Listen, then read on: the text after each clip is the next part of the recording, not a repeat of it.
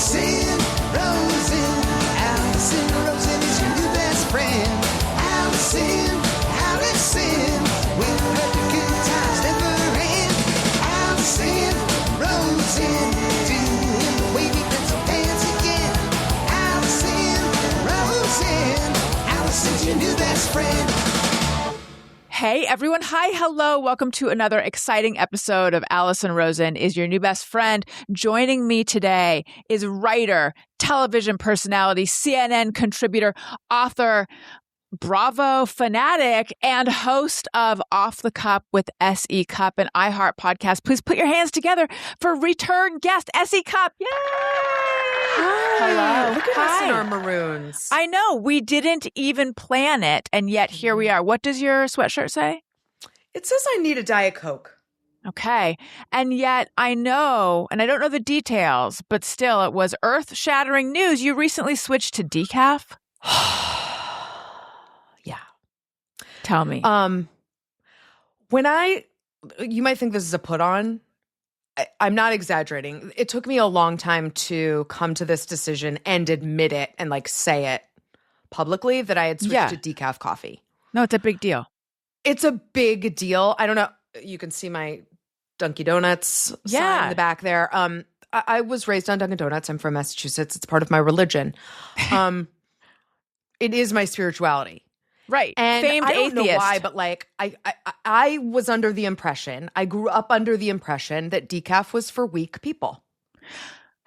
I didn't grow up thinking that because my parents would have decaf sometimes, but I worked for Adam Carolla, and I don't know, I can't remember if he spoke about decaf, but he certainly was of the ilk that felt that way. About decaf drinkers. Yeah. Like, what are you doing? Similarly Man to up. you, the only people I knew that drank decaf growing up were older people. And I thought, yes, just don't. They've given up on life. Right. So I really did feel shame in admitting this. Coffee is such a big part of my personality. But it got to a point where I couldn't have it. I could not have caffeine. What was it doing to you? No energy boost at all, just immediate crash. I have to lay down and go to bed. Wow. In the morning, which is wild and incredibly counterproductive. I tried to figure this out, and I lived in this secret shame for at least a year. And my mom visited at one point, and she was like, "Why aren't you having coffee this morning?" And I was like, "I just can't. I can't do the caffeine." She's like, "Have you heard of decaf?" And I was like, "What?" Why did I never? It never crossed my mind, Allison. The category of decaf coffee did not cross my mind as an option for me.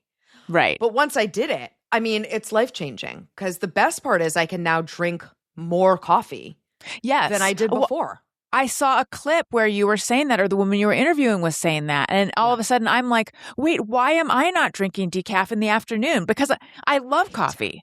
But I was someone who actually, and this is a point of pride for me, someone said to their friend about me, "I've never seen someone drink as much coffee as she does." And I was like, yes, you should be proud of that. Because I would drink it all day long. Yeah. And I was like, it just doesn't affect me. Meanwhile, I could never sleep well. I was constantly waking up, and it's insane. I didn't put it together that maybe that coffee at 7 p.m. is affecting me. And so then at some point, I guess it was during pregnancy when I had to cut back. Yes. So now I drink 2 cups of coffee in the morning, and then I don't, occasionally I will have a cup in the early afternoon, but I try to limit my caffeine to morning. But why am I not drinking decaf all day? Why am I right. And I love the flavor of coffee. It's a perfect flavor. It's the best flavor in the world. The taste and the smell are the best aromas and flavors in the world. And I just wanted more for the flavor and the ritual and the experience than I did for the caffeine anyway. Right. So going off the caffeine, and especially, I don't know if you've felt this, but I especially think for me, there was a switch when I hit perimenopause. Mm-hmm. Everything else that was going wrong in my life, I blame perimenopause, right? All these sudden changes, the things I used to do and can't anymore. I just think caffeine was hitting differently, and it was affecting my body and my sleep and everything differently. So good riddance to caffeine, but bring on more coffee is where I'm at today. Right. Have you lost the respect of your friends, your husband? For sure. I have this podcast at Off The Cupp at iHeart, and we end every podcast asking all the whatever celebrity we have on, when is it iced coffee season? And we get these great answers. And I had Rocco DiSpirito on, and I'm also Italian, and I grew up loving Rocco DiSpirito. And I confessed this to him, and he was like, well, good luck going to Europe and finding decaf coffee. That's all I'm going to say. And I'm like, yeah, you're right. It's a very caffeinist world that we live in. There are people that look down, that will always look down on us. They're mostly Europeans, but they exist in America as well. And I just have to live in that caffeinist world. I remember my podcast producer and I were talking on the air about having to switch to decaf. And he said something like, well, for normal people. And I was like, that's so caffeinist. Yeah. Normal people who can have caffeine versus me, I'm abnormal. That's the world we live in, Allison. Right. I have to just adjust to it. Yeah. It's not going to adjust to me. Maybe this could be a cause for you. Maybe you could be an activist. It's already happening. Clip where I had the inventor, the founder of a decaf coffee drink on the podcast because it's become a cause for me. And I've become something of an evangelist. Do you feel in perimenopause? I find, and I realized it's just a midlife crisis that I'm having. Like I do find myself feeling like, well, now what? And you found your now what? Decaf. I'm jealous. Okay, you gotta find that little thing that can get you from before to after. So, talking coffee, quote unquote, talking coffee. Is this a version of your podcast? Is this a format? Yeah. How does this relate to Off the Cupp? It's like a side podcast. So we started Off the Cupp, which was this interview format where we had celebrities on and journalists and other interesting people, and we'd talk about their life. It was completely biographical. But we found, because I love coffee, that we ended up talking about coffee a lot. And like I said, we ended the podcast with this iced coffee question. Yeah. And it became really popular. And so we kind of decided, let's do a coffee like side pod. And we did, called Talking Coffee. And we found that in addition, I bring coffee news involving coffee. But we also just talk about like our lives, because coffee is kind of a gateway to like anything that's going on in your life, right? Like we end up talking about our kids and our jobs and health and mental health. And so it's kind of just an excuse to talk about anything wrapped around coffee. And we do taste tests, we test products, and it's really just, it's fun and light and like a break from all the news. So do you have a favorite decaf? Well, what I make at home is decaf Nespresso. Because that machine's just a superior machine. I will say, if Dunkin' made a machine, I would be having Dunkin'. To have Dunkin' at home, I have to have Keurig. And Keurig is fine. It's not very high end. Yeah. So when I'm out, I get a I have a Keurig and I'm very insulted. No, it's true though. I'm well aware. I mean, it's pedestrian. We have one as well. And we use it my husband uses it for his Dunkin' K-Cups. But I use the Nespresso just because it makes a better, hotter, frothier cup of coffee. Yeah. But if I had my choice, I would have a high-end Dunkin' machine that would make my Dunkin' decaf. Why don't they do this? It's from your mouth to their ears. Allison, I mean, my husband just ordered online a Dunkin' golf bag. They're doing all kinds of shit, right?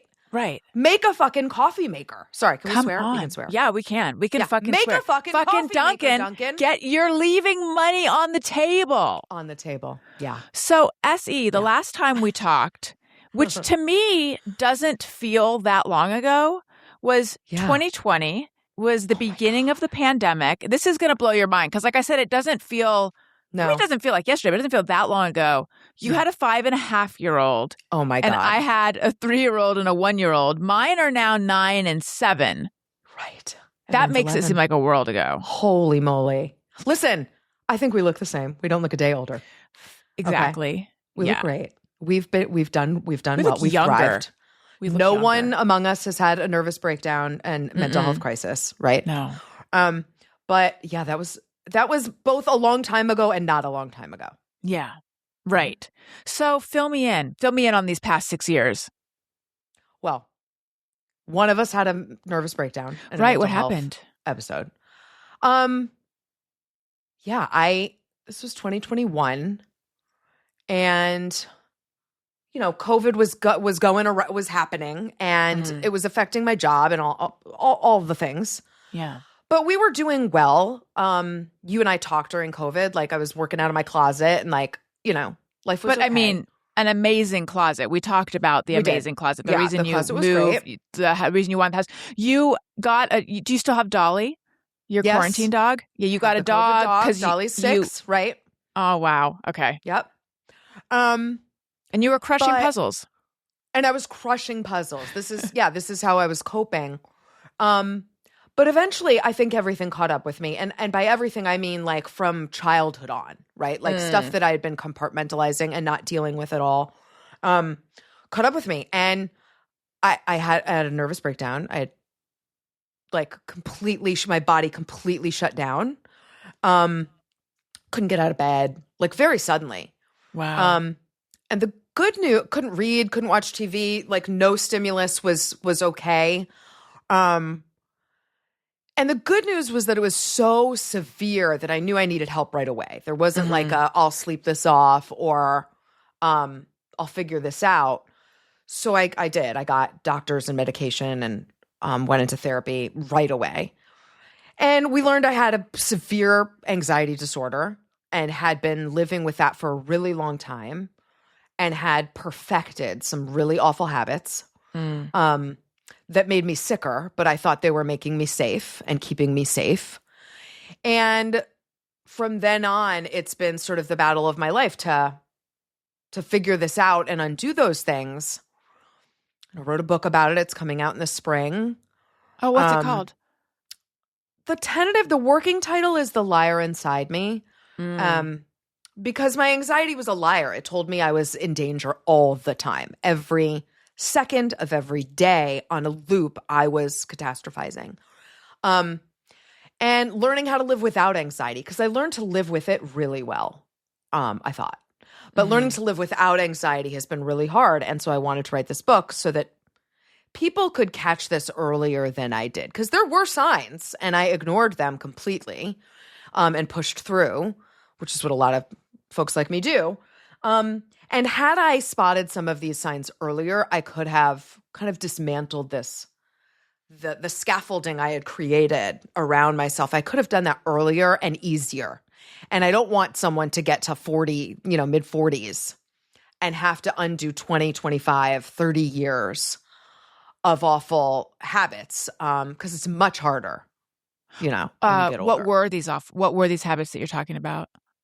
Yeah, so the catastrophizing on a loop became my security, and my anxiety actually became my safety.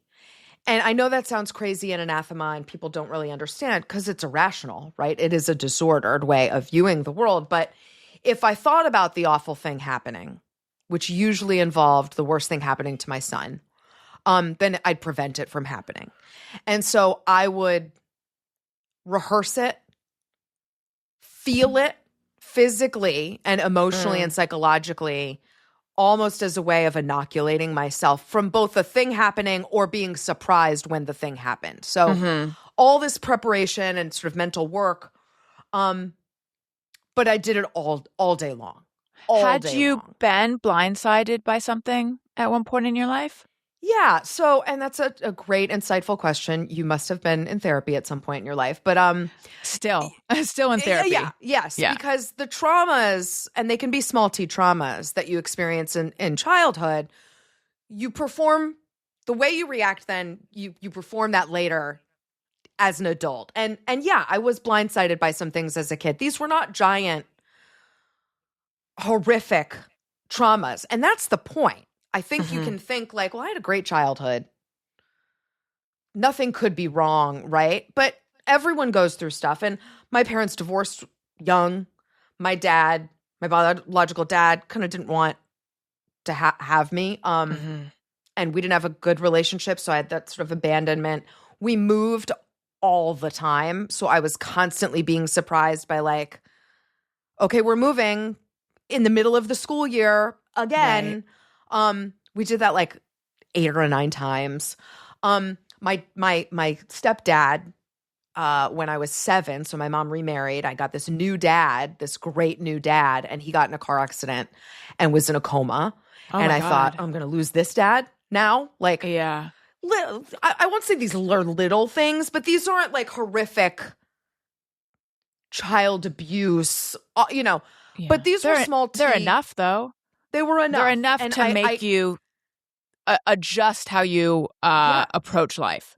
And move through the world, right? And I don't want to sound like I'm apologizing or minimizing these things, because these things did inform, how I moved through the world. And then later, I think my job and covering bad news all the time, right? Like had an impact as well. And someone would be like, well, that thing is very unlikely to happen to you. And I'd be like, I just covered 8 of them. So what do you mean? Like, why am I special? So again, irrational. I developed some OCD kind of tendencies, some rituals I would need to perform to like let my son go out into the world and like leave the house, like stuff like that. That again, I thought, doesn't everyone do that? Isn't this parenthood? Can I ask? It's so funny you say that, because I went back and I listened to our episode from 2020, and you did kind of casually refer to worrying about your son all the time. And you said it in this way of like, all of us moms do this. And yet, because I had postpartum, so I'm like familiar with the sort of intrusive thoughts. Yes. But at the same time, I still, when you said it, I still had this sense that there's something more severe about what you're talking about. Well, it's interesting. More than I did at that time, because I had not confronted that. Right. When we spoke. Right. Because I hadn't, again, I really thought, well, every mom is probably this is just being a mom. Anxious about their kid. Mm-hmm. And isn't every adult constantly preparing for the worst thing imaginable? Like, you don't walk into a restaurant and find out where all the exits are. That's not a thing isn't that a thing we all do? Or like when I'm driving down the road, like on a highway, and I see the blue hospital sign, I'll be like, okay, that's the nearest hospital. When I pass that, I'm waiting and judging, am I closer to the one behind me or the one coming up? Like, right. Constant. Those things I never thought of. I didn't internalize. I just imagined everyone did this. Mm-hmm. This is probably the darkest thing I did. I would constantly ask myself the question, what would you do if the worst thing happened to Jack? Mm-hmm. And I'd have to end it with, well, I'd kill myself. I'd just kill myself. And I'd imagine that. But doing that every day, I wasn't suicidal. I didn't want to die. Right? But you just wanted a plan. Imagining you're going to kill yourself like every day as a solution to a problem that doesn't exist yet. Well, that's not healthy either. Right? Mm-hmm. And I had to kind of make this, I felt guilty about that and make this confession to my therapist a couple years in, that I was doing this. And she's like, well, we're not going to deal with the answer. Let's stop asking that question. Mm-hmm. You don't have to ask yourself the question of what would I do if the worst thing happened? And so I stopped asking it, which meant I didn't have to answer it. But like, those were that was the mindset I was in constantly for years. You mentioned rituals to like allow you to, say goodbye to him in the morning. What is that the ritual you're talking about, or were there other rituals? No, it was so he'd have to look at me the right way. I'd have to say, I love you. He'd have to say, I love you back. And then he'd have to look at me the right way. He didn't know what that was. I knew. Okay. And I could feel it. And if he didn't, I'd make him do it again. And I'd kind of like start over. But I'd hide it from him. So I'd be like, oh, hold on, I forgot something. And I'd go back into the kitchen, pretend to have forgotten something, come back, okay, I love you, and do it again so that I could feel good about And what was the right way? Oh, he had to look me square in the eyes for at least 5 seconds. And there had to be some indication of a smile. Like, he had to look happy. Right. What a burden to place on a kid going off to school every day. Do you think he was aware of anything? Yeah.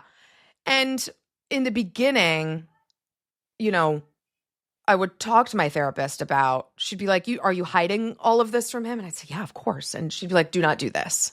Do not do this because A, it's a burden for you. And B, you are not trying to raise a perfect kid with the expectation that he has perfect parents or that he must be perfect. So in age appropriate ways, loop him in to these struggles. Like, mom's feeling a little anxious right now. I just need to go relax a little bit, or I need to go take care of myself for a minute. Or I'm not feeling great about this situation. Let's talk it through. I'm going to talk it through with dad and like, I'll feel better about it. Or letting him know that I'm getting help in therapy and that's an okay thing to do. Like, so I would loop him into this, but he could for sure tell. And there were moments where I would see him adjusting to alleviate my anxiety, which also isn't his job. So finding this balance between looping him in so he's aware that like everyone struggles and it's okay to get help, and seeing my anxiety, I just want it to look normal and it's fine, but also not making him carry this around. You know, that's tough to juggle. Yeah, it's a tough balance. Yeah. You said that when you had a nervous breakdown, you couldn't get out of bed, couldn't handle any stimulus. Was it a panic attack? Like, what did you feel in your body? Okay. It was an anxiety attack. I was getting my nails done. It was like a Friday. I had worked a long week and I had this time on Friday, and I just was like, I'm going to go get my nails done to relax. But I never relaxed, Allison. Like I'd have my phone open, you know, I'm on Twitter or reading the news. It wasn't relaxing. I didn't ever unplug. And I came across a video of a kid on a ventilator during COVID. And I had been seeing countless of these because I covered it, right? Like, I had to see video that was too graphic to make it to air, okay? Yeah. I was used to this, but this day, man, my body was like, nope. And all of a sudden, spacey. The room is spinning. I'm nauseous. I have to make myself breathe. I have to focus on breathing. I thought I was going to pass out or die. Yeah, I was going to say, did you have any sense of what you were experiencing? No, because I had not had a panic attack before. I'd been around people who had. Yeah. So I suspected. But like, again, this was not anything I hadn't seen before. But it just got me that day. And I don't remember leaving. I don't remember paying. I don't remember getting home. But I did all those things. Did you drive yourself? I did. I'm 2 minutes away. But yes, I did. Yeah. I don't remember. And then I crawled into bed for like the next 3 or 4 days. And there were times I didn't know where I was. I felt both this immense sadness and hopelessness and helplessness, but also just this like, okay, this is a problem I got to solve. I got to solve this problem, and I'm going to get help, and I'm going to solve it for sure. What did you think? Like, what were you saying? There's something wrong with me, or I need help, or I don't know what's happening. Like, what were you thinking was happening? I didn't know. I certainly didn't go to anxiety. I never thought about that. I thought maybe I just hit my news limit that week, but it was so different. I mean, this reaction was unlike anything I had experienced. And I had to speak about it because my husband came home, my son came home, my mom called, you know, everyone wanted, what's going on? And I didn't know. I knew I needed help. I called a telehealth because, you know, COVID. I didn't want to go to like an ER and sit there. This was like during the Delta variant or whatever, like variant. So I called and she was like, you should go to a hospital. You need an Ativan drip like immediately. And then we can talk about some treatment. And then it was very clear to my doctors, you have severe anxiety disorder. And, you know, what you just had was kind of an episode. I use the word nervous breakdown. I don't think they would use that clinically, but that's 100% what it was, you know? Right. And then I began an anti-anxiety medication journey as well as a therapy and cognitive behavioral therapy journey and writing about it. Had you been in therapy at all before? I was in therapy as a kid, briefly. I had some pretty bad depression as a kid around ballet, some of the things we talked about last time, and some suicidal thoughts. And I got into therapy then and went on medication then. But it was like short. It was like less than a year. Helped, worked. I also think I needed some tools to talk to my parents, which I got from therapy, and kind of moved on with my life. And when I quit ballet, a lot of my problems went away. So I was like on to better things. And what I didn't realize is I sort of replaced the competitive craziness of ballet with like the next thing, which became like my crazy competitive college and then my crazy competitive job. And then, I just kept filling up my life with a lot of these high stress, putting myself in these high stress environments and not feeling normal if I wasn't in them. It's interesting. I am someone who was never really in touch with my own anxiety. Like I did not identify as someone who experiences anxiety. I identified as someone who experiences depression. And for some reason, I had it in my head that like, oh, either you're sort of depressive or you're anxious. Right. And I don't think I have anxiety. But then so I had been out of therapy, but I had my son. It was a traumatic birth. And I thought I was just struggling to adjust to motherhood. He was born in February, but around July. And so I was having these like just really awful, dark thoughts constantly. About something happening to him or? Yeah. Like I remember, just walking down the aisle of a grocery store with him in the stroller and envisioning we were in like the soup aisle, envisioning all the cans falling onto the stroller. Yes. Or like taking him to a restaurant. What if, this is ridiculous, but what if a patron accidentally throws a knife and it hits him? That kind of stuff. Not ridiculous. This is me. Okay. Yeah. Just nonstop. And just the fragility of life, the fragility of him, the fragility of animals. I was constantly coming up with dark things to Google, like how do, in medical schools when they do experiments on animals, how do they get the animals? What happened to babies in the Holocaust? Our snuff, and people I don't recommend Googling any of this. Yeah, don't do this. Our snuff, that was a dark Google, like our snuff film's real. Yep, I've done that. And I would get an idea in my head. I have to know the answer. Even though I know it's going to bother me, I have to know the answer. And then like, if I read it and I felt okay, it's like, oh, I came out on top that time. And my therapist was just like, don't Google it. Don't seek these things. And so I just kind of like stopped doing that. But anyway, it was around July of that year that I was crying all the time. I felt like a person with my baby on like an iceberg in the middle of nowhere, and the iceberg was melting. Like we're just so vulnerable. The world is so dark and awful, and I'm capricious, and like you can't even make sense of what happens to what people, and like there's no order, and that really bothered me too. Just really so like in touch with the tragedy of existence, and again, I thought this is just.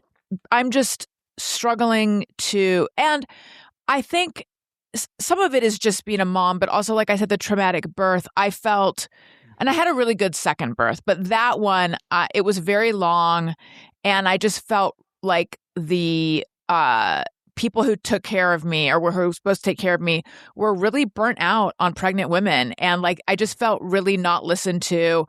My epidural didn't work. I was in pain. I felt very, I felt like I was annoying them. Like it was just bad. That sounds terrible. Yeah. So anyway, around July of that year, I was like, okay, I think this is more than just like, I need to talk to someone. So got into therapy, got on an SSRI for the first time, and I still see that therapist. I'm still on Lexapro, and it like, But anyway, she diagnosed me. The diagnosis was like postpartum depression with anxiety and OCD. Yes, and then right. Via talking to her, I have realized that like, oh, I've always been anxious. I just didn't think of it that way. It's mind blowing, right? Yeah, because I never thought of myself as anxious. Right. Clearly, I have been. I don't know what I thought anxiety was. Maybe something that you feel more physically or something, which I know it can be. But like, I'm constantly worrying, overthinking. I have this thing of like, I got to think about all the bad stuff that could happen. Yeah. Exactly. Very hard for me to make decisions, small decisions. Big decisions, I'm fine, but small ones. Yeah. So I get it. You do. I mean, this is rhyming so much with what I've gone through. And I think this point's really important. And it's partly why I wanted to write the book, because I don't think people understand really what anxiety is. I think most people hear, well, I'm nervous too. Isn't everyone nervous about something or worried? That's obviously not it, right? It goes beyond that. It's disordered. It's irrational. It's intrusive. It like wrecks your day and your body physically. It's compulsive. It can be compulsive as well. Right. And again, for me, I won't speak for everyone, but for me and my kind of anxiety, it became addictive. It felt good and I needed it. I didn't feel normal without it. And I think people have a really good handle on what depression looks like. Sounds like maybe. We don't have a good handle on because you would never have known that I was an anxious person. Never. I didn't know it. You didn't know, let alone anyone else knowing it. And what I heard so often from so many people was like, but you are so together and you have everything. You've handled everything and you're doing 1,000 things. And yep, right. We don't really understand what it looks like. And so I wanted to write about it graphically and, in ways that made it like painted a real picture of what it looks like. So you can identify it both in yourself or in a loved one. Because I just don't, it's hard to explain it. And I think it's not often depicted in movies the way like depression is, So we don't really have like a great vocabulary even to talk about it. Is the book a memoir? I'm calling it like a mental health memoir because it's only a memoir of like this stuff. It's not my whole life. Right. I go back to childhood to talk about the things that are relevant to this particular thing. And I talk about work and my biography where it's relevant to all of this, but it's not a memoir in the traditional sense. And I'm not a memoirist. I'm a journalist. And so I had to find like a prose voice and like I had to write about myself, which I don't do either. So this was a very tough book to tackle. It took me years to write. It was really tough. It was not cathartic. People always ask, was it cathartic? Absolutely not. It was awful. I hated every second of it, So this happened in 2021. When did you start writing the book? Probably like 2023. Okay. A couple years into therapy. But I was writing it as I was moving through it. So, a lot of it was like adding on new layers and new revelations.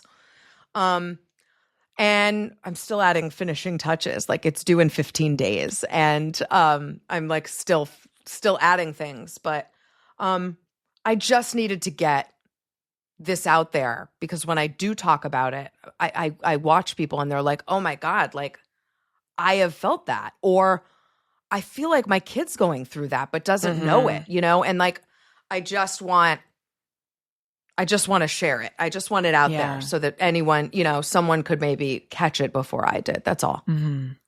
It's interesting. My older son is beginning to show signs of, it was actually a listener who called in, who's a therapist. He's like, I cannot diagnose your son. However, I'm wondering if, the beginning of OCD is there. It started, I think what I shared on the podcast is that he is very concerned about expiration dates. and of food. Okay. So he's very focused on an expiration date. And if an expiration date is a couple months away, he'll be like, but is it okay? Which is interesting. I'm very like I will eat expired stuff, but to my detriment probably. But it's just like, where is this coming from, you know? But then I started looking into OCD in kids, and he also has had like various tics and sort of repetitive behavior, like having to touch something. But he kind of moved through those. So I was like, okay, these are just childhood things. I think it's still within the realm of like normal. But he will ask a question and then you'll give him an answer and he's not satisfied with the answer. And then he'll ask it again and he'll ask it again and he'll be like, but how do you know? How can you be sure? And I'm like, I just know. Yeah. Which again, I just thought there's a relentlessness there, excuse me, I cannot say that. A relentlessness there that is driving me crazy, but it'll serve him well in life, that kind of thing. Course, and then I wasn't thinking that, this could be, you know, maybe OCD. So it's just something I'm keeping an eye on. I don't really know.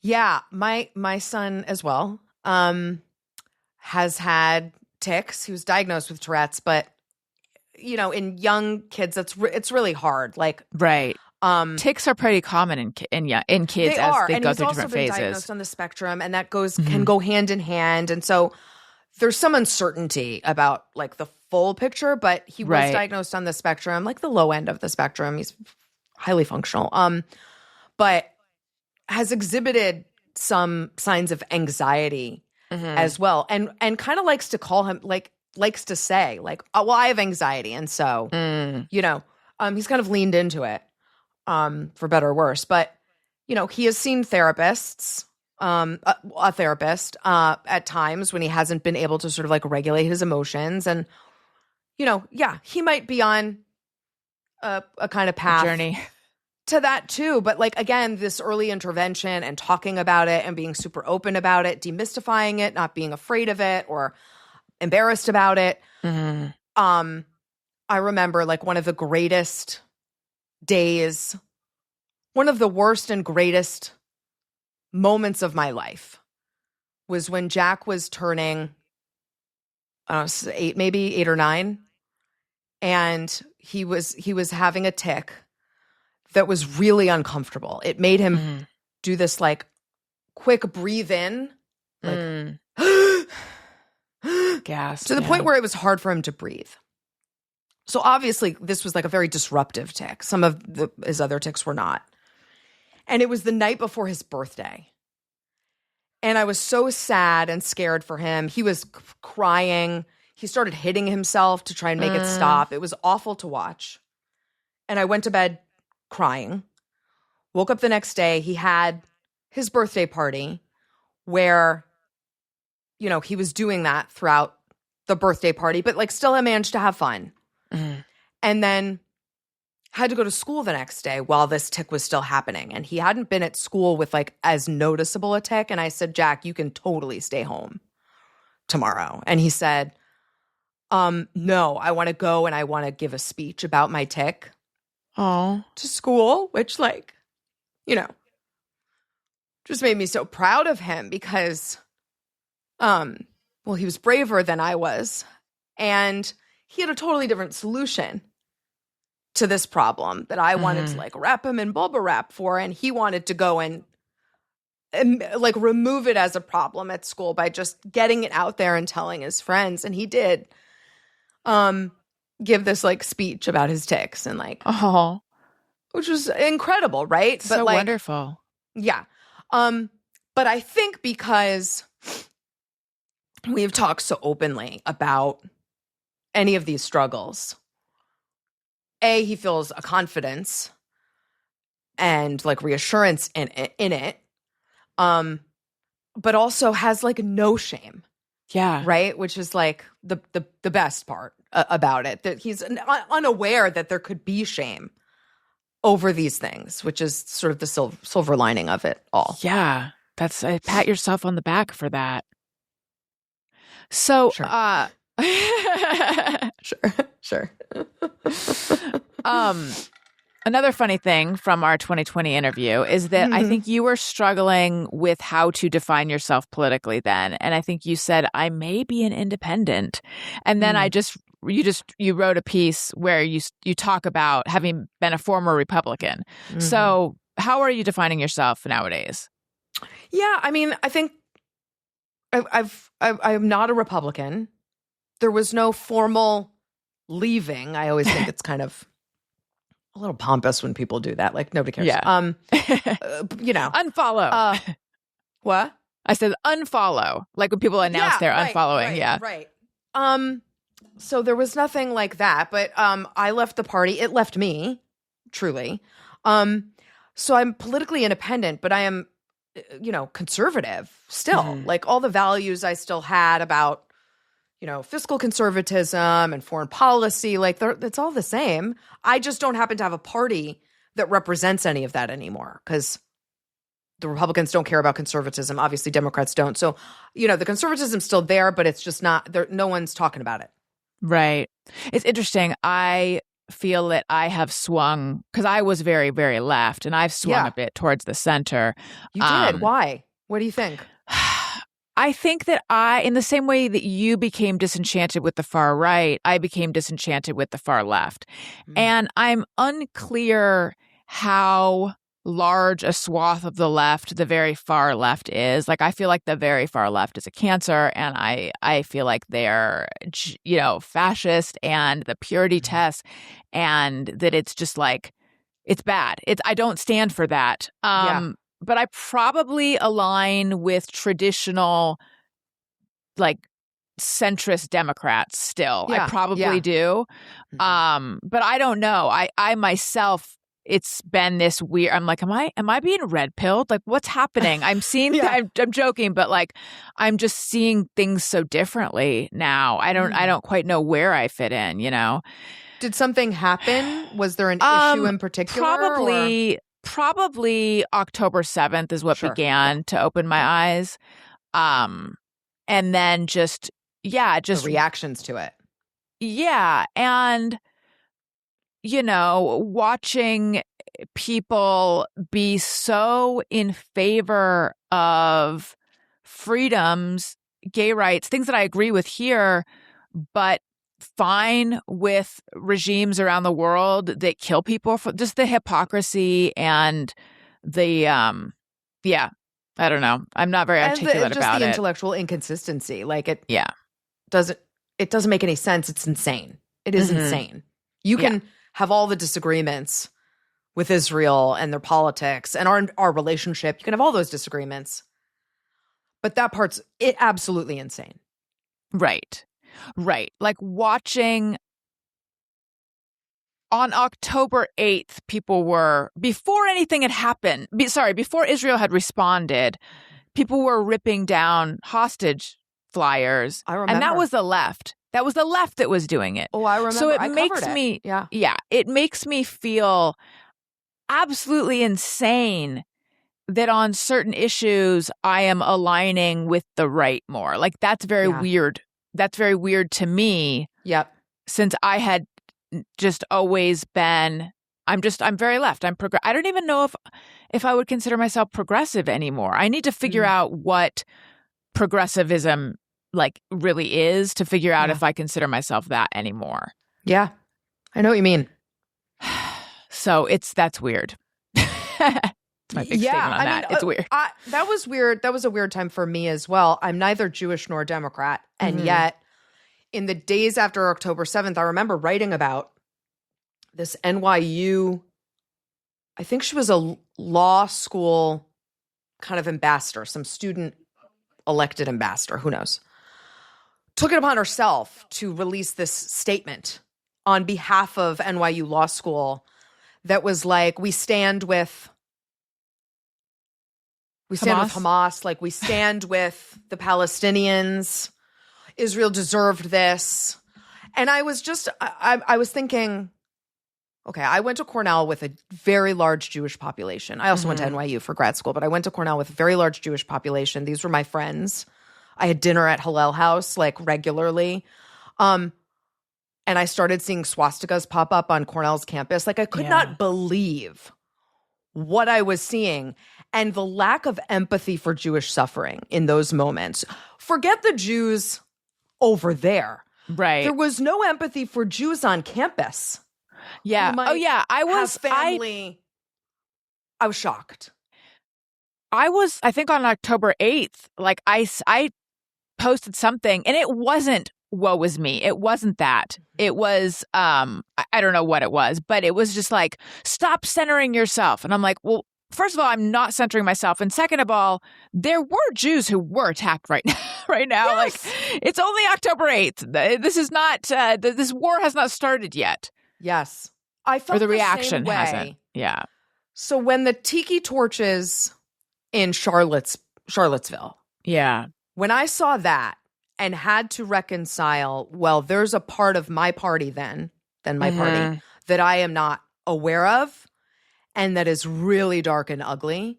I felt the same way then on October 8th about the left and what I was seeing coming from the left. And even though I wasn't a Democrat, I didn't like hate Democrats. I just didn't align politically.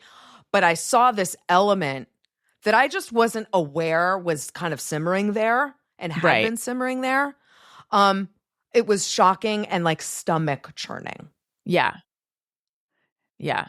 And I've spent a lot of time arguing with people online, and I only recently completely stopped because I'm just like, this is now, it's like cutting. It's like, this is fulfilling something in me, but it's making it worse. And it's, by the way, I shouldn't have said it's like cutting so lightly because I don't actually know all the details of cutting, but it's self-destructive is what I mean to say. Right. So now I'm trying to stop.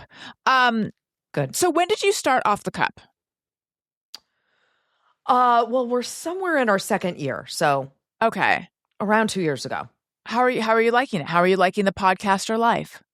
I'm enjoying it. It's great. I feel like in this environment, this media environment, you have to do all the things, right? So yes, I still have like a foothold in legacy media. I'm still at CNN. I still work for a big newspaper, but I'm also on Substack and podcasting and trying to future-proof sort of to figure out like, what will I be doing in a year or 5 or 10 in media? Because you can't imagine what it's going to look like. So the podcasting is really fun. It's not entirely natural to me. Writing is natural to me. This sort of performance is, something I've had to kind of figure out, but I've really enjoyed it. I like asking questions. That's my favorite thing to do. So the podcast gives me an opportunity to ask questions. I wouldn't do it if it were just me talking for an hour. If that were presented to me, it would be a hard no. No offense to anyone that does that, but that wasn't fulfilling for me. I had a 3-hour radio show briefly for a while, and it was fucking agony. Where was it? I don't even remember what it was like on Rush's network. It was a conservative, I don't even remember what it was called. I didn't have it long because I did not enjoy it. I hated having to fill that much time with just me talking. So the podcast is great because I can just ask questions, which I love to do. And the best words I can hear anyone ever say is, no one's ever asked me that before. Or I've never told that story before.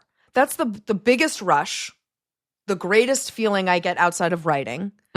So that's what I like chasing in these kinds of environments. Yeah. You're so natural at podcasting. My God. You're so good at it. Thank you. It's like, because I know you've been doing it a lot longer than I have, but it's like you came and it came at the same time and you were just like, I am ready for this. I am here. I am the vehicle to do this. And you're just so good at it. Oh my God. Thank you so much. I feel very lucky because I didn't set out to become a podcaster. And it just kind of happened. So I do feel very fortunate. It was so right for you. Thank you. Do you love it? It seems like you love it. I do. I still, part of my midlife crisis is this reckoning of, am I still pursuing these dreams that I had from a long time ago if I were really going to do that, wouldn't I have done that by now? So maybe I am right where I'm supposed to be. All of that stuff is kind of churning. Sure. But yeah, I do. I love it. I feel fortunate. I love that there's a part of me that misses being part of something bigger. So I do sort of have my eye on like, what could that next bigger, what kind of thing could I join? Is there like a show that needs a me, that kind of thing? Yeah. But I do love it. Collaborative part of media. Yes. Yeah. Yeah. But it's pretty great. I mean, the freedom that it affords and the convenience, being able to be here with my kids and work from home, and all of it is, I mean, I guess a lot of people are working from home now, but still, it's pretty great. Yeah. Well, and you get to do it on your own terms, and you've really figured out like this great niche and persona, all of it. You've just done a great job. Thank you. Yeah. Let's take a quick break. And then when we come back, we have some segments. I want to tell you guys about a new sponsor that I'm very excited about, and I'm also very impressed by. Has it ever occurred to you that sex is maybe less about chemistry and more about competence? That's what Beducated says. And take a moment to appreciate the name Beducated. I love it. Beducated. It's so smart. Here's the thing. We think that sex, intimacy, all that stuff is just supposed to come naturally. It's just a part of us, and we just unleash it, and it comes naturally, and da-da-da. And yet, for whom is this coming naturally, right? So Beducated says it's a skill. It can be taught. It can be mastered. Like, let's slow everything down. Let's talk about it. Let's work through it and master this skill. Feel confident. Work through your stuff, which if you've listened to me for any amount of time, I love that approach. I love the empathetic, shame-free, educational approach that Beducated brings. They offer 150 expert-led courses in all sorts of things that fall under the sexual wellness umbrella. So you take a quiz, and then they tell you, here are the courses that we think would be right for you. And I'm going to share with you, because I have no secrets, I'm going to share with you the courses that they recommended for me. Yoni Massage, Natch, BDSM and Kink 101, Roadmap to Intimacy, Head-to-Toe Massage, and Libido and Desire.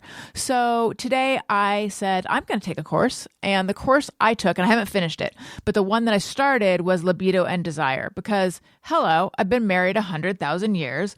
I'm a woman of a certain age, and I've had a hysterectomy. So while I do lead a perfect life that is free of any sort of human issues or problems in my relationship, you can imagine that maybe, conceivably, I might have taken a hit in the libido and desire department. So it's taught by a therapist that you're going to want to be. I want her to be my best friend. You would want her to be your best friend. And she explains that when people experience this mismatch in libido, they feel broken and they feel shame, and you don't talk about it, but it's so natural and it's so normal. So the course has these different modules and different exercises and journal prompts. I did some of them in my head, but then I was like, fine. And I got out, I began actually journaling, and it's crazy. The realizations that I had and like the work that I was able to do just in the first half of a course. That's why I say impressive. Like, I'm so impressed by this course and by Beducated. The website is amazing. They have all of these comprehensive courses, and then they have quickies, which are sort of like shorts. So you can jump around, watch different, learn different skills and things like that. I'm going to put a link in the show notes. So go to the show notes for this episode on my website, AllisonRosen.com. Find the link. Kick off your journey by taking the quiz. Obviously, click the link below in the show notes, and then kick off your journey by taking the quiz, and then get your personalized roadmap to sexual happiness. And then let me know if it has changed your life, like I'm pretty sure it is changing mine. All right. So we have a new segment where we share our favorite words, and we have a little song. What words do you like? Do you like? What words do you like? Do you like? All right, S.E, would you like to share a favorite word? Now, the criteria is very loose. It can be favorite for any reason. Sure. Well, I love words. Me too. Yeah. You're good at words. Thank you. You are. As are you. No, you have a great vocabulary. I'm always impressed. Okay. I love the word. This is very specific and niche, but like, I'm from Boston. Brahmin is a very specific. So Boston Brahmin is a very specific thing. And there's something about the word and what it connotes, what it evokes, but also the sound of it that I love. So Boston Brahmin refers to actually like a high caste of Hindus. But Boston Brahmin, I think it was like Oliver Wendell Holmes that like took it from Hindu to sort of mock Boston's aristocratic society. Like 2 centuries ago. Like the Lowells, the Cabots, like the old Boston educated, elite, moneyed. And it came with its own accent, right? Like the Kennedys have a Brahmin accent. They don't have like the Boston accent, like say hi to your mother for me, Sully. Like they don't have that accent. So it's they like have a Brahmin. The Boston Blue Bloods, that kind of thing, right? Okay. But the Brahmin thing it's very specific, and I love using it a little bit out of context to just connote this like old money vibe.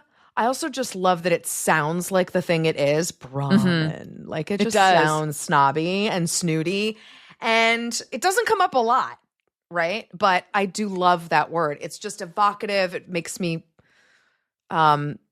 nostalgic for a time I've never seen, but like that I can imagine when I walk down like Newbury Street and see the old buildings in Boston. Like, I don't know. I just love it.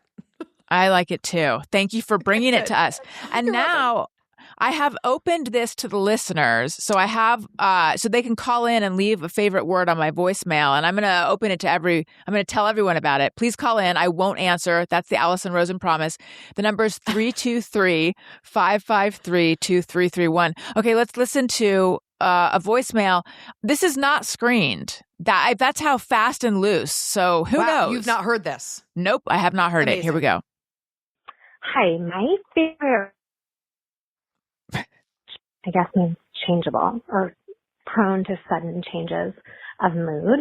And I will say that it's been used more than once to describe me. And I maybe felt bad about that once or twice, but now I sort of claim that label. So that's a fun one I just used today. Wait, what was Lauren from Massachusetts? Massachusetts? This is Lauren from Massachusetts. It cut out on my side too. Let's do it one more time. Okay. Something that it sounds like she's saying like emotionally labile, but I wonder what the word was. Here we go. Hi, my favorite, I guess, means prone to changeable sudden or changes. Prone to sudden changes of mood. And I will say that it's been used more than once to describe me. And I maybe felt bad about that once or twice, but now I sort of claim that label. So that's a fun one. I'm going to look up prone today. to sudden we changes. we could be dealing with flippant. We could be dealing with capricious. We could be dealing with, it could be a lot of things.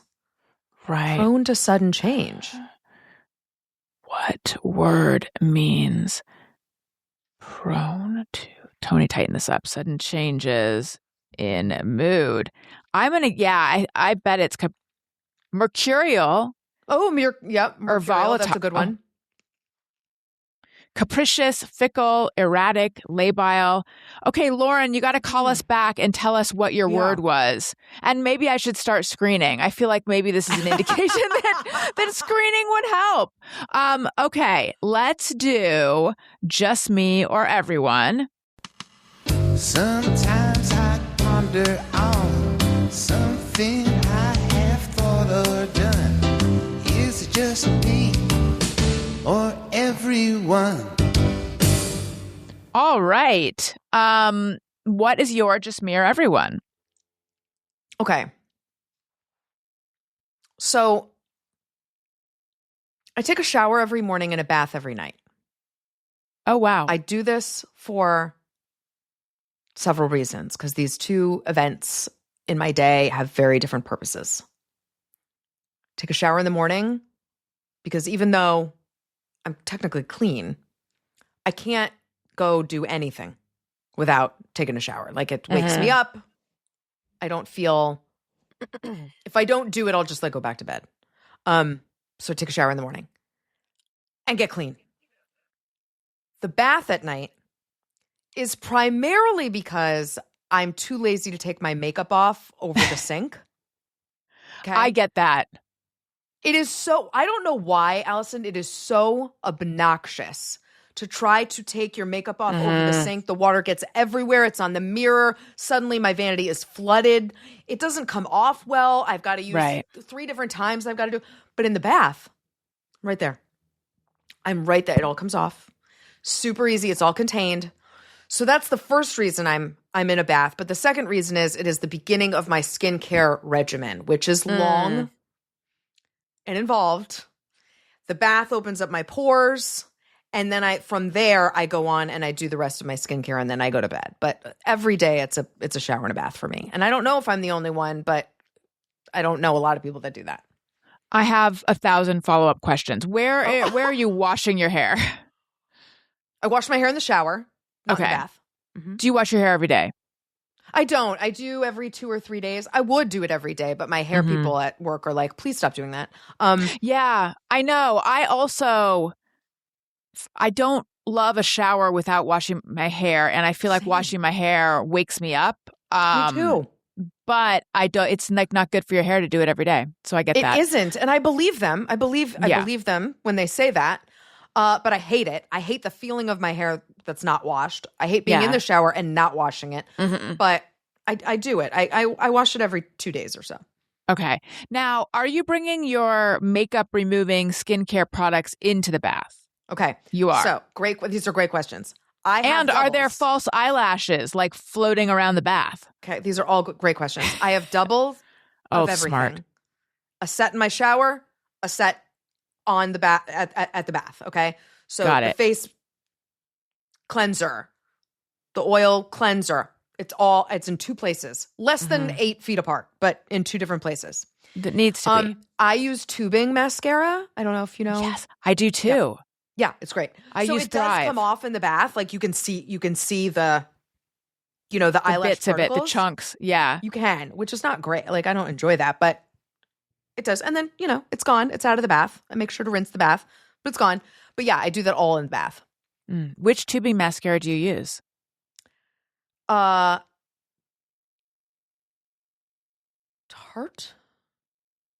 Tarte does make one. It's like, I think it's like a green blue? It's a green blue tube. Might not be Tarte. It sounds, well, the one I use is in like a turquoise tube and it's Thrive Cosmetics. Okay, so it's Thrive. It's Thrive. Yes. It's not Tarte. It's Thrive. But Tarte, I know. All I ever used was Lancome Definicils, like since I had been a teenager, and then I switched to Tarte and never looked back. I love it. Same. Yeah. Thrive. Same. Because Thrive. I love the way it goes on, and I love that there's no smudge. Yes, me too. You can literally just pull it off. Yeah. I'm very it's happy great. with the tubing mascara. Very happy. Do you put it on your bottom lashes? I do. Okay. I typically don't put mascara on my bottom lashes because I think it like pulls my eye down or something. But then occasionally I'll experiment with it. Just lately. And I'm like, maybe I do want to put it on my bottom lashes. I don't know. It's a new direction I'm going. Yeah, try now. Play with it. The skincare routine that you mentioned. Yeah. That's a long process. Please walk us through it. Oh boy. Okay. I'm like, this is my thing. I'm into this. Yeah. Okay. So after the bath, I pat dry my skin, but like the pores are open. I do red light therapy in a mask for about 10 minutes right away because you have to do that on clean skin. Are you writing this down? No, I was making a note for Tony. I'll tell you what it was. I was telling him to play the Gal Chat drop, but I'll just play it right here. Love it. Love it. Gal Chat. No, I was going to say, like, I'll send it to you if you want. But please. Okay, so I do that. Then I do a mask. And, we've talked about my masking, my skin masks. And that changes depending on what my face needs on that day, right? If it needs extra hydration, if it needs some plumping, if it needs some restoration, I choose a mask based on that.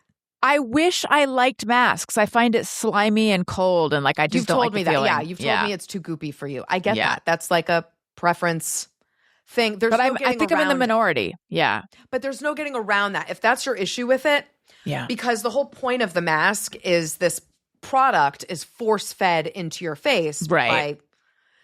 So if it's not goopy, there's no good product on there. Right. There's no dry mask. And I'm basically a board certified dermatologist these days, but I've become something of a scientist because I'm really only interested in ingredients, actives that can be absorbed by the skin. So for example, collagen. We all need collagen. Collagen's super important, especially for women at our age. The collagen molecule is too big to be absorbed by the skin. Yes, so any lotion you have that says collagen in it, bullshit. It's a scam. It doesn't do anything bad for your face, but it also doesn't lead to collagen increased collagen, right? Boosting, which is what you want. So you have to ingest it. You have to take it orally. So I do that too. But the actives I look for in a skincare mask must be able to be absorbed, and not everyone is. And you have to look them up. Like you have to make sure this actually is doing the thing it's doing. Like hyaluronic acid is also too big to be absorbed. That I didn't know. Yeah. Now I know. Hyaluronic acid, if you can imagine the fine lines in your face as little like canals, hyaluronic acid fills in those canals like water on a surface and sits level, on top of those wrinkles, which is why they look less prominent. But about 30 minutes later, that's gone. Yeah. Because it dissolves. It dissolves into the air, not into your skin. So it definitely works to reduce the appearance of fine lines. It's not doing anything to your skin to actually help reduce those fine lines. So it's fine. I just like to know what's going on with the skincare that I'm using. So I do the mask. Then I do a very light application of a peptide. Which one are you using? A peptide serum. For that one, I use, I have a Clarins, but I also have Medicube. They're both great. Okay. And then I finish with a retinol, but I rotate my retinols and a Backuch oil. So I'll do 2 nights retinol, a Backuch oil, 2 nights retinol, a Backuch oil. Just because your skin gets used to things and you want things to keep being effective. So you got to keep your skin like surprised. Yeah. So rotating keeps my skin surprised. So I do one kind of retinol one night, a different kind of retinol another, a Backuch oil, and then I repeat that. And then I'll slug on top of that with I let that dry, and then I slug on top of that with Snail Mucin by CosRx. Which have we talked about Snail Mucin? I think we have, because I think I've been like, I can't get past the snail of it all. You will hate it. You will hate it. But everyone loves it. Goopy. Everyone loves it. But I'm like, I avoid snails. I mean, actually, I have fish tanks. That's also been a new direction in my midlife journey, is that I've realized I'm a tropical fish enthusiast. So I have 4 fish tanks and I have snails in 2 of them. But I still, so I guess I have an affection for them, but I can't put the slime on my face. Your skin looks great though. I mean, your skin looks fantastic. So whatever you're doing is working just fine. I got, not on my face, but neck down, I got a spray tan yesterday. The second one I've gotten in my life. Do you ever do this? Do you tan? I've never done spray tan. No, You've never gotten a spray tan? Okay. We're going to Hawaii. So my husband and I are both extremely fair. So yeah, we're like, let's just it's a favor to the other patrons of the hotel. But it's not supposed to smell.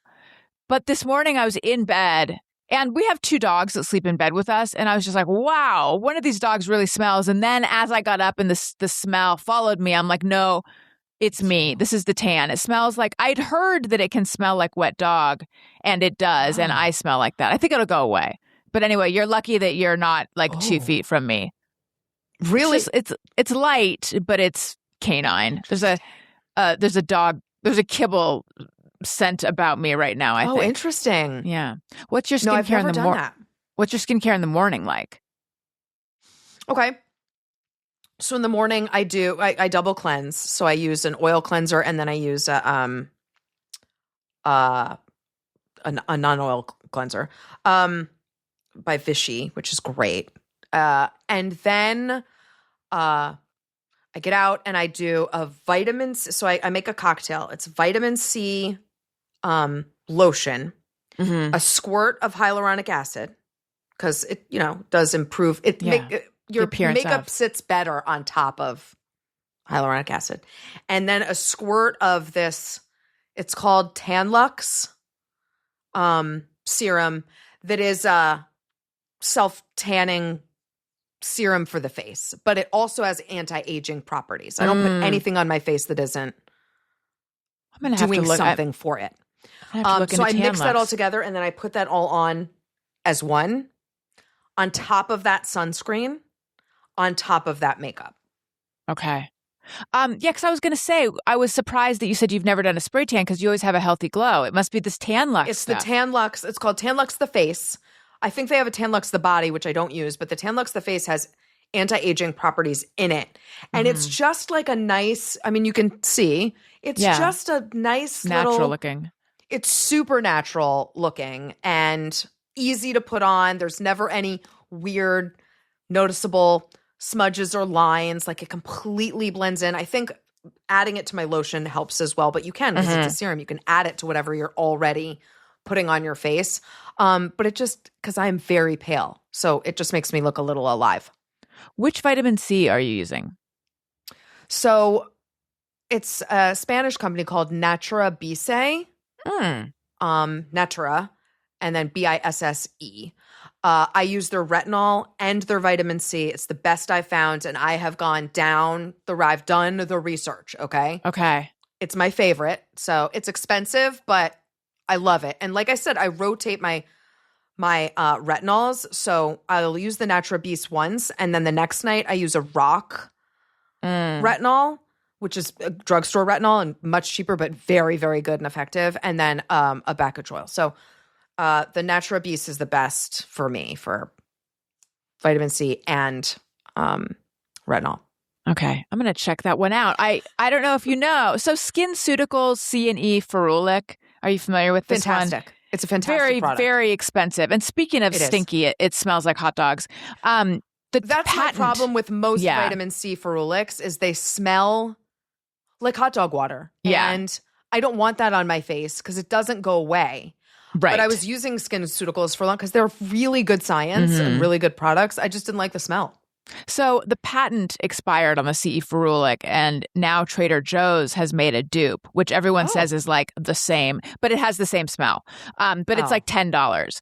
I think I've had 1 or 2 bottles of CE Ferulic, and I didn't go back because I started using Sunday Riley CEO. It's like a different form of vitamin C, and I like it a lot. Smell of that. The smell that smells like citrus. Yes. It's so good. And I used that for a long time before I found Natura Bisse. I just like it a little bit better. But the Sunday Riley is very good, as is their Luna retinol night cream. Night serum. I haven't tried that one. Good. All right. And then we have one last segment, and that is called Hey, go fuck yourself.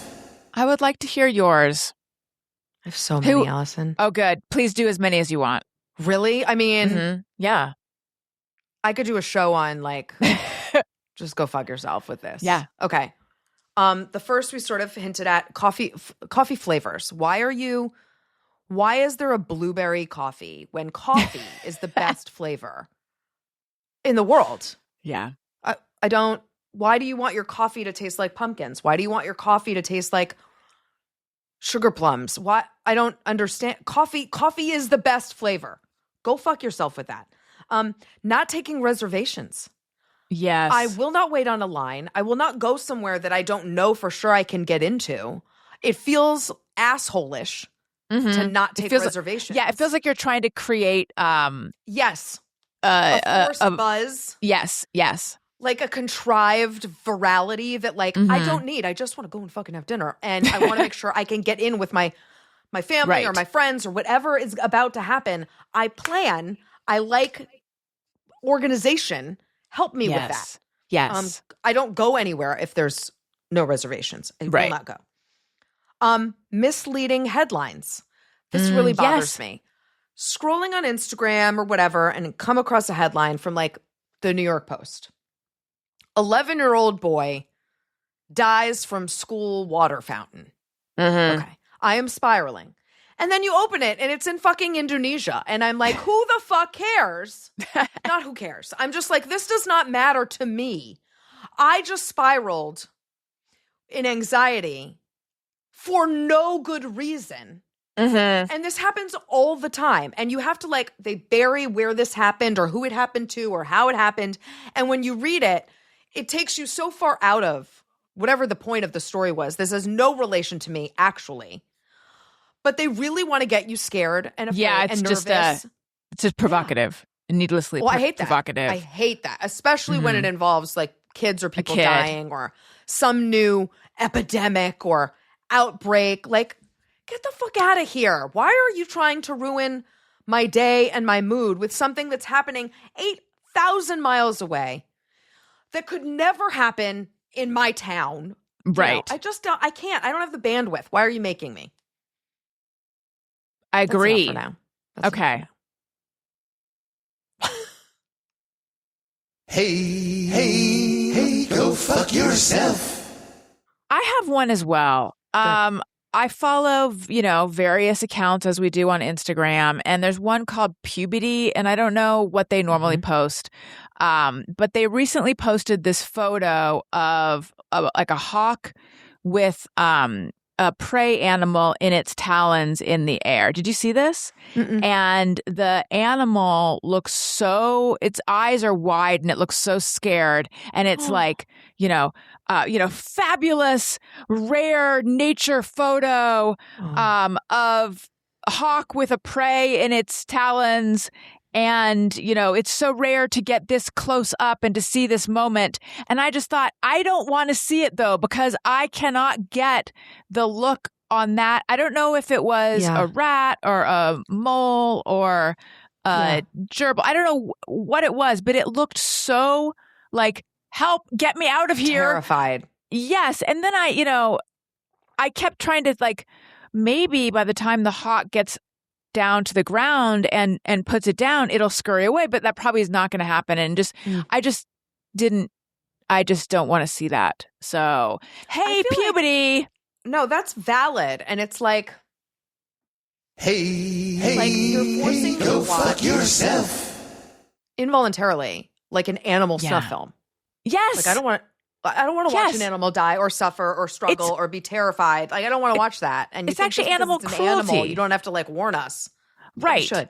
Yeah. Yes. Yeah. It's so under like with the patina of this is a unique natural phenomenon that we're seeing, then it's like okay to post something that's actually very upsetting and graphic and not into it, people.